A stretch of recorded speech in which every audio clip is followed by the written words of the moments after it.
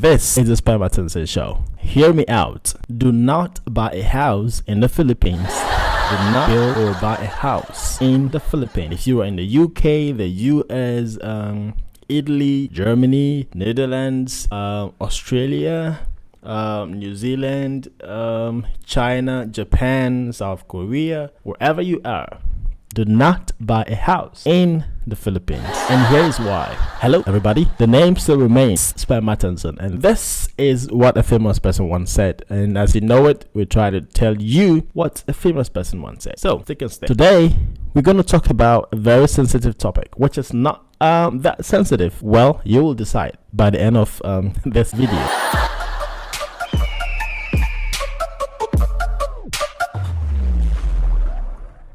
So, as I mentioned earlier, do not buy a house or try to build a house in the Philippines. Hear me out. Now, this is from Life Inspiration, and this was posted on Facebook. He says, why building dream houses back home, that is in the Philippines, is a mistake. Many Filipinos living abroad, especially in North America,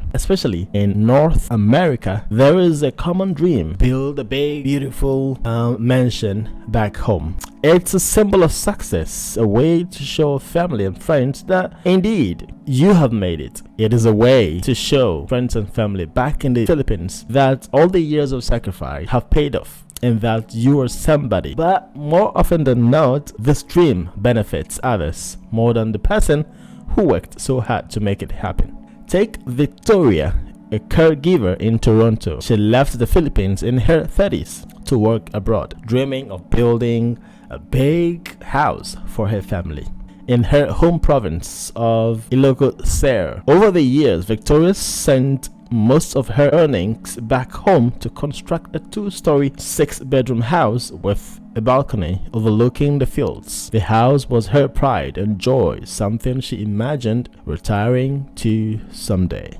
But Victoria never got to live in that house. Well, what happened? Stick and stay. Her siblings moved in to look after it, enjoying its cool breeze, spacious rooms, and fresh paint. Victoria, meanwhile, stayed in a cramped apartment in Toronto, working long hours to pay her bills and send money home for repairs and maintenance. She visited every few years, but only for short vacations. By the time Victoria was ready to retire, almost 20 years had passed. The house was no longer as grand as she imagined. The paint had faded, the furniture was worn, and cracks had started to show in the walls. Worse, Victoria, now in her 60s, was diagnosed with colon cancer.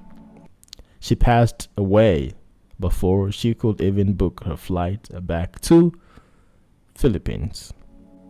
Now that's a sad one. Well, that's not all. It's not just Victoria's story. Many Filipinos abroad sacrifice their present for a future that may never come. Take Juan, another Ilocano working as a warehouse supervisor in Vancouver.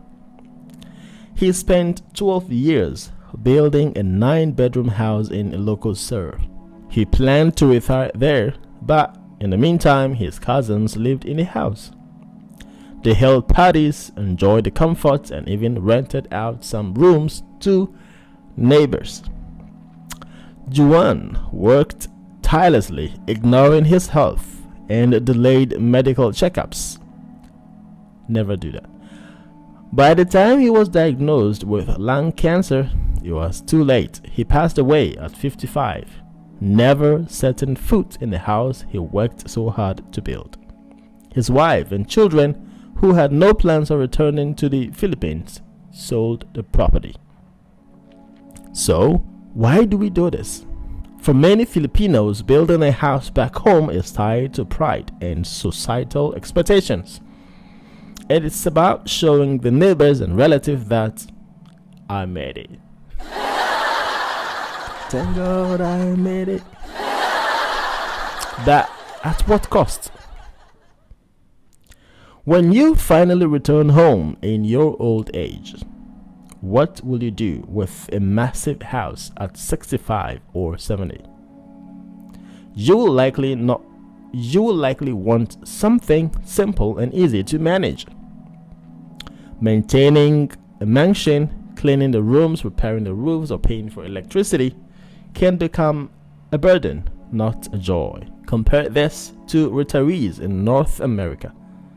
When they grow older, they downsize to smaller homes or retirement communities where life is simpler. Yet many Filipinos choose the opposite. They live modestly abroad and pour all their resources into a house they barely use and even see. The lesson here is simple. Life is short and unpredictable. Plan for the future, but don't forget to live today. Instead of building a mansion that others will enjoy, why not invest in experiences, health, or financial security that you and your family can benefit from right now? Well, as the saying goes, a good home isn't about being big.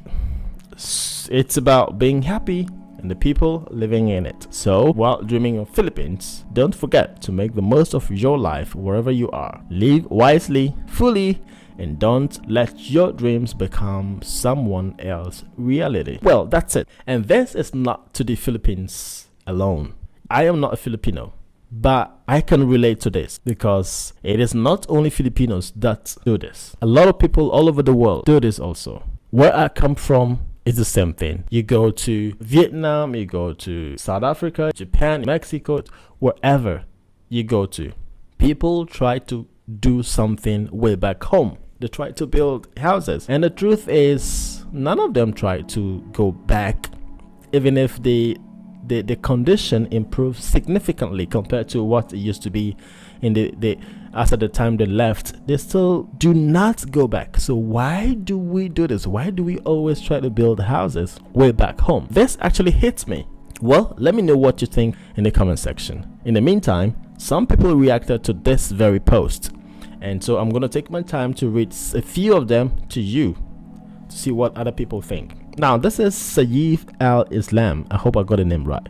He says, not only with Filipinos, this tendency is also observed among Bangladeshis living abroad.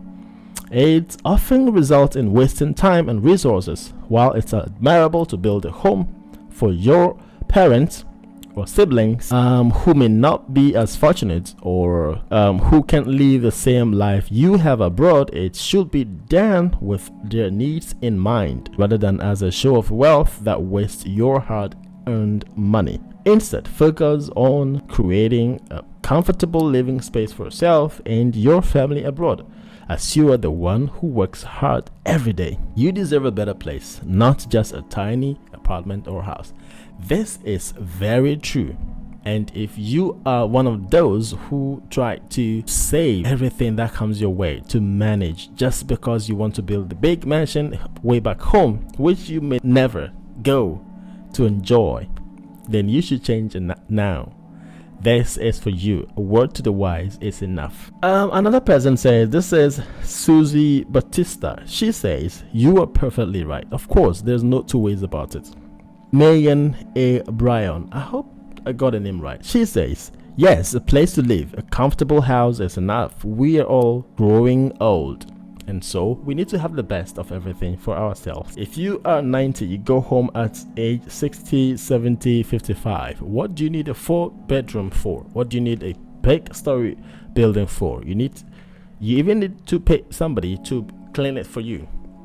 At that point, your kids will not even be living with you. They are already out there, building their own families, trying to get their own houses. They don't really care about what you have put there. So it makes sense that we rather try to live comfortably wherever we are. The only thing is, well, some may go on to buy houses in the country they're living in. So it means that we help, or you are helping to develop that country, and your country is losing. So if you don't want to build or raise structures in another country to help beautify that country, then why don't you go back to your country and do it there? So it's controversial, but that's it. That's the truth.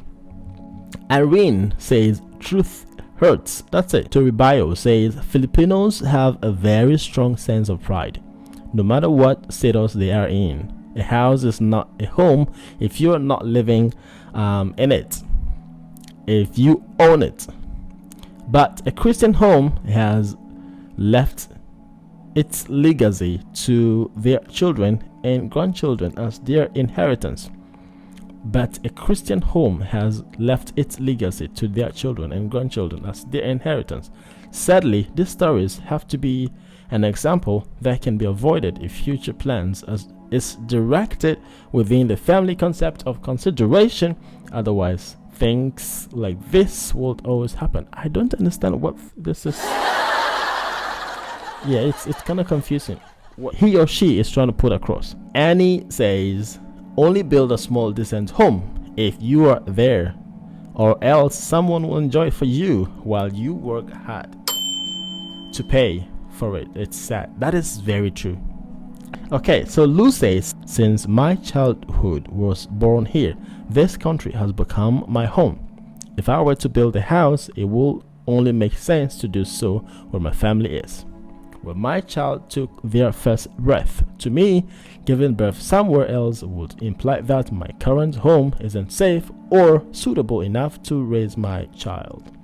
This place is where my roots are, and it's where I want to build a future for my child. So this is more like Keita Lu is probably talking about the US or Canada. Now, Ruth says, all in all, a house or a home, whether small or big, is a liability, even in retirement. You will still need readily available cash to maintain your house, food, repairs, cleaning, water, electricity, Wi-Fi, health, and hospital. Better save and have heavy cash in retirement. That is what she also thinks. And this one, finally, Martin says, I understand that from a Western perspective, but for an African and Asian viewpoint, we are communal peoples and family knit. We don't prosper and forget those with whom we struggled with, our mothers, fathers, siblings, grandparents. Our success is their joy and vice versa. The reason why we don't even do funeral plans, your community is responsible for your interment. It is our way of life. The Western is theirs. So that's it. These are the reasons why you shouldn't build a house in the Philippines. Well, not to the Filipinos alone, but this is the main reason why you shouldn't try building a big, super big mansion at home if you know you are not going back there to enjoy it. In some instances, caretakers took over their homes or their houses. In some countries, the law permits the person who has lived in the house the most to be the owner, something like that. And so, if you don't take time, you end up doing cause 90. You end up, working in vain, and somebody will just enjoy your toil, your sweat. And so, this is for you to think about. Ask yourself what this means to you. Once again, this has been the Spare Martinson Show. Seek and say, subscribe, and catch you in the next one. Goodbye.